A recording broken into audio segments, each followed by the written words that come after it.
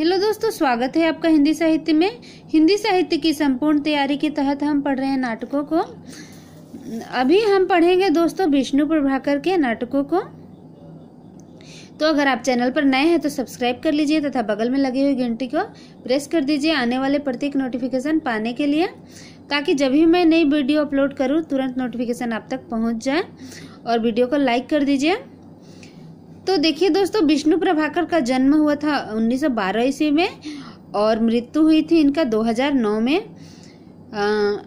इनका पहला जो नाटक है उसका नाम है समाधि, दूसरा का डॉक्टर, तीसरा टूटते परिवेश, चौथा अब और नहीं 1981 में, पांचवा लिपस्टिक की मुस्कान, बहुत इंपॉर्टेंट है दोस्तों, छठा नवभारत, सातवां रक्तचंदन, आठवां युगे युगे क्रांति, नौवां बंदनी, 10वां सत्ता के आर पार, 11वां गंधार की भिक्षुड़ी, श्वेत कमल 1984 में।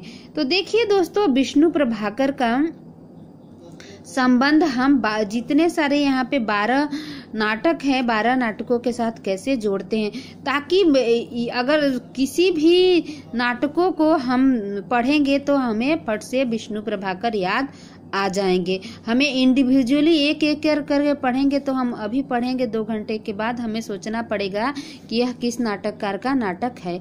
लेकिन अगर हम चेन बना के पढ़ेंगे तो हमें बहुत जल्दी याद हो जाएगी और हम कभी भी नहीं भूलेंगे। कभी भी देखेंगे कि पर्टिकुलर नाटक को तो हमें अचानक से उस पर्टिकुलर नाटककार का या रचनाकार की याद आ जाएगी कि उसी की रचना है। देखिए, विष्णु प्रभाकर का मतलब होता है दोस्तों सूर्य। तो सूर्य क्या कर रहे हैं कि हम हर बार कुछ अटपटी ट्रिक बनाते हैं। तो देखिए दोस्तों, प्रभाकर क्या कर रहे हैं, समाधि में चले गए। तो प्रभाकर जब समाधि में चले जाएंगे तो चारों तरफ घोर अंधेरा ही तो हो जाएगा दोस्तों।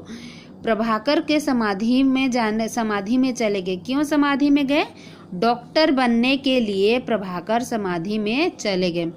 टूटते परिवेश, चारों तरफ घोर अंधेरा छा गया। चारों तरफ परिवेश है, जो धरती का परिवेश है वो टूटने लगा, घनघोर अंधेरा छा गया। सभी लोग प्रभाकर के पास आकर विनती करने लगे, रिक्वेस्ट करने लगे। क्या कर रहे हैं रिक्वेस्ट? अब और नहीं, हे प्रभाकर आप मान जाइए और अपनी समाधि छोड़ दीजिए, अपनी डॉक्टर बनने की जिद छोड़ दीजिए। आप अपनी लिपस्टिक की मुस्कान, एक बार लिपस्टिक के जैसी प्यारी मुस्कान आप सृष्टि के लिए फिर से छोड़ दीजिए। लिपस्टिक की मुस्कान, जो प्यारी मुस्कान है, उसको फिर से दीजिए। नव प्रभात, नया प्रभात कीजिए सृष्टि पर।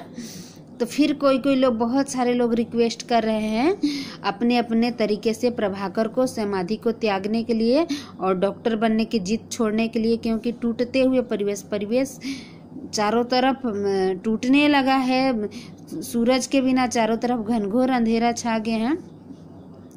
तो कोई क्या बोलता है, रक्त चंदन, हम चंदन की अगरबत्ती आपको दिखाएंगे। कोई रिक्वेस्ट कर रहा है कि आप जिद छोड़ दीजिए, समाधि छोड़ दीजिए, डॉक्टर बनने की जिद छोड़ दीजिए, हम आपको रक्त के जैसे चंदन की अगरबत्ती दिखाएंगे। तो फिर और कोई है, वो क्या बोल रहा है, युगे युगे क्रांति, युग युग तक हम आपकी क्रांति करेंगे। हम आपकी जो आपने सृष्टि के लिए जो कुछ किया है उसको हम नहीं भूलेंगे। युग युग तक आपके द्वारा जो सृष्टि के लिए योगदान है उसको हम लोग मानेंगे। तभी बंदनी का अर्थ होता है दोस्तों कैदी महिला।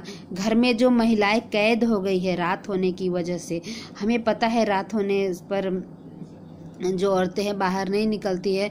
तो जो कैदी महिला है, घर में कैद हो गई है, बंदनी है, वो क्या समझा रही है सूरज को, सत्ता के आर पार। हम तो घर के पार ही नहीं निकल पा रहे हैं, हम तो बिल्कुल घर के अंदर बंद गए हैं, हम घर के पार ही नहीं जा पा रहे हैं।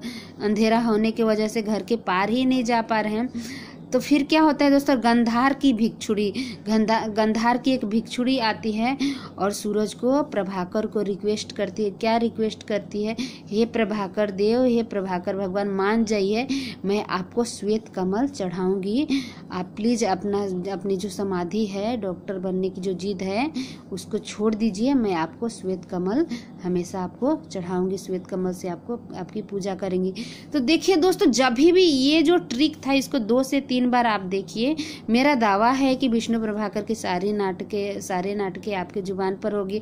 और जब भी देखेंगे किसी एक रचना, किसी एक नाटक को, मान लीजिए यहाँ पे बंदिनी को देखा या युगे युगे क्रांति को देखा, आपको फट से विष्णु प्रभाकर याद आएंगे। अगर आप एक एक रचनाओं को याद करने चले ना, तो बहुत झमेला हो जाएगा। और इस तरह के एक दूसरे के साथ मिलती जुलती बहुत सारी रचनाएं हैं जो कन्फ्यूजन पैदा करती है, और हमारी सारी जितने रचनाएं हैं उनको याद कर पाना थोड़ा मुश्किल हो जाता है। इसलिए अगर हम चेन बनाकर याद करें तो सहज ही याद हो जाता है। थैंक यू दोस्तों मेरी वीडियो को देखने के लिए। अगर आपको पसंद आई है तो ज़रूर लाइक कीजिए, अपने दोस्तों को शेयर कीजिए।